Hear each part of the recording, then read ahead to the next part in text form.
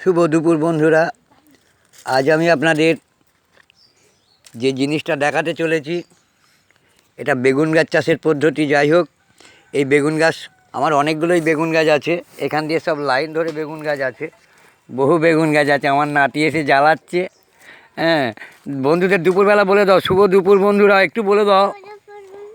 আচ্ছা আচ্ছা আচ্ছা আচ্ছা আচ্ছা আচ্ছা। যাই হোক, এদিকে টমেটো গাছ আছে অনেক, আমার বহু গাছপালা, যেদিকে তাকাবেন গাছপালা, যেদিকে তাকাবেন। যাই হোক, আজকে বেগুন গাছ চাষ নিয়ে বলছি। এই বেগুন গাছটার গোড়ায় আমি এখনও কিছু দিইনি। যাই হোক, এর মধ্যে এবারে একটা বার দিতে হবে হালকা গোবর সার আর 50 গ্রাম মতো ডিএপি, 25 গ্রাম মতো ইউরিয়া আর 50 গ্রাম ফসফেট। এই কটা মাখিয়ে মোটামুটি আমি এই গাছটার গোড়ায় দিলে 1 মাসের মধ্যে ফল চলে আসবে। যেহেতু গাছের একটু দেখুন একটা ফল ভাব আসছে। যাই হোক, এদিকে একটু ধরেছে একটু ফল। এই মাটিটা দেখুন, বেগুন গাছ মাটি হতে হবে একদম ঝরঝরে। এই দেখুন, একদম ঝরঝরে মাটি হতে হবে, তারপরে বেগুন গাছ ভালো হবে। দেখুন, এরকম মাটি হলে বেগুন গাছ হু করে উঠে যাবে। যাই হোক বন্ধুরা, এর মধ্যে দিতে হবে যে সারগুলোর নাম করলাম। বলো বলো।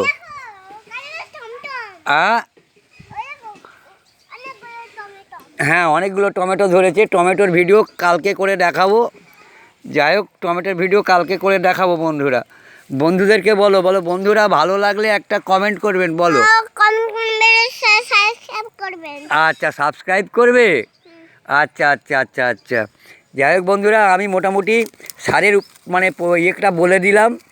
আর বেগুন গাছের এমন একটা রোগ যেটা মানে মাজরা পোকা বলি আমরা, মাঝখান দিয়ে ঢোকে।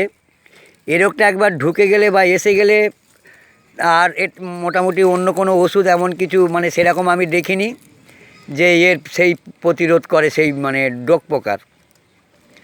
যাই হোক, আজকে মোটামুটি আমি এটুকুই বললাম।